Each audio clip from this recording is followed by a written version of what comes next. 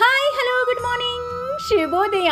ಇವತ್ತಿನ ನುಡಿ ಮುತ್ತು ಏನಪ್ಪ ಅಂತಂದರೆ, ಸಾಗರಕ್ಕಿಂತ ಬಂದರಿನಲ್ಲೇ ಹಡಗು ಸುರಕ್ಷಿತ, ಆಕಾಶಕ್ಕಿಂತ ನಿಲ್ದಾಣದಲ್ಲೇ ವಿಮಾನ ಸುರಕ್ಷಿತ. ಆದರೆ ಇವೆರಡನ್ನ ತಂಗುದಾಣದಲ್ಲಿ ಇರಿಸಲು ತಯಾರಿಸಿಲ್ಲ ಅಲ್ವಾ? ಹಾಗೆಯೇ ನಮ್ಮ ಬದುಕು ಕೂಡ ಕಷ್ಟಗಳನ್ನು ಎದುರಿಸುವ ಭಯದಿಂದ ಮನೆಯಲ್ಲೇ ಕುಳಿತರೆ ಆಗದು.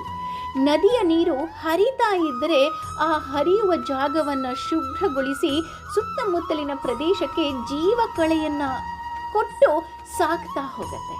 ಅದೇ ನೀರು ನಿಂತಾಗ ದುರ್ವಾಸನೆ ಬರೋದಕ್ಕೆ ಶುರುವಾಗುತ್ತೆ.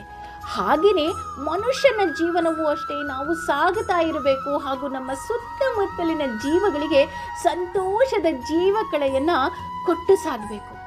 ಆಗ ಭಗವಂತ ಕೊಟ್ಟಂತಹ ಈ ಜೀವಕ್ಕೆ ಒಂದು ಬೆಲೆ.